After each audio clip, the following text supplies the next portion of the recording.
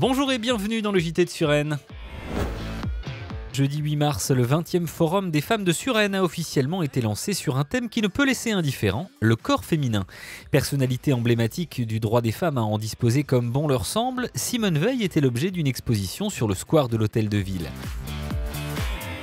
Dans la salle des fêtes, 7 jeunes du CCJ exposaient leurs photos, tandis qu'une table ronde animée par la journaliste Gaëlle Guernalec-Lévy réunissait Nadège Sévrac, sociologue, Frédéric Drone, historien de l'art, et Réjeanne Sénac, chercheuse en sciences politiques.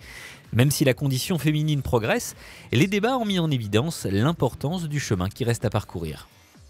Et le jour quand les filles, garçons, hommes, femmes peuvent choisir selon leur propre choix, sans être enfermés dans les rôles, on est arrivé.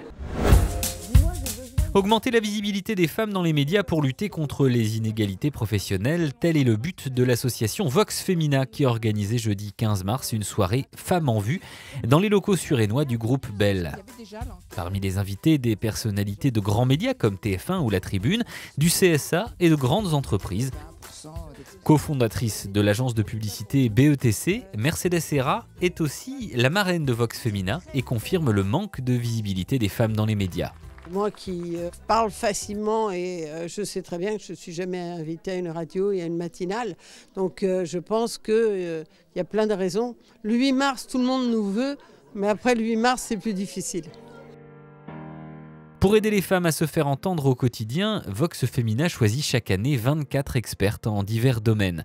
Ces lauréates bénéficient alors d'une journée intensive de média training dans les locaux de TF1 avec des spécialistes en communication. Chacune d'entre elles repart avec une vidéo qui lui servira de signature audiovisuelle. Autre forme de communication orale, le théâtre. Vendredi 16 mars, c'était l'ouverture de Suresnes sur scène à la salle des fêtes avec, pour cette 21e édition, une innovation de taille, un match d'improvisation.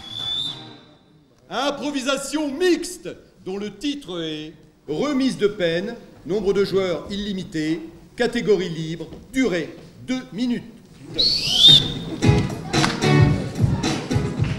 La troupe du Conservatoire de Suresnes a affronté les Impunis de Nanterre pendant 1h30 pour un match intense, drôle et plein de rebondissements, soutenu par la musique improvisée de Dada.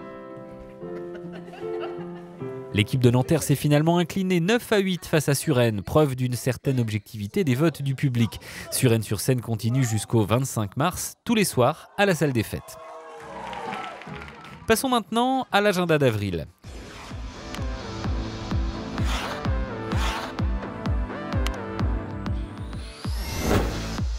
Le premier week-end d'avril sera cette année l'occasion d'aller à la chasse aux œufs de Pâques.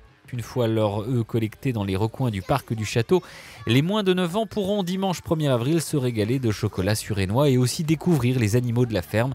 Des inscriptions coupe-fil sont possibles sur notre site ou en utilisant le coupon se trouvant dans le numéro de mars de Suresnes Magazine. Du 3 au 30 avril, la culture russe sera à l'honneur à la médiathèque. Prolongeant le Salon du Livre de Paris, conférences, ateliers et animations sont organisés pour faire découvrir à tous et à toutes les richesses historiques, littéraires et folkloriques de la Russie. Comme chaque printemps, la terrasse du Fécheret se couvrira de verdure du 6 au 8 avril à l'occasion de Jardins en scène. Vous pourrez y découvrir les créations de nombreux paysagistes ainsi qu'une centaine d'exposants au service de vos plantations. Et pour la première fois cette année, une création inédite de Christian Fournet sera proposée aux visiteurs, le Jardin d'Olympe, mise en scène végétale de 500 mètres carrés sur le thème des Jeux Olympiques. Et pour finir, voici quelques images du globe terrestre de l'école de plein air dont la rénovation s'est achevée début mars grâce aux efforts de la municipalité et aux dons de nombreux Suresnois. Mardi 19 avril à 19h au musée d'histoire urbaine et sociale, la directrice Marie-Pierre de Guillaume retracera les tribulations de cette œuvre. Imaginée par Eugène Baudouin et Marcel Lodz, les deux concepteurs de l'école de plein air font jusqu'au 24 juin l'objet d'une exposition au MUS. C'est la fin de ce journal. On se retrouve le mois prochain pour un nouveau JT avec toute l'actualité de votre ville.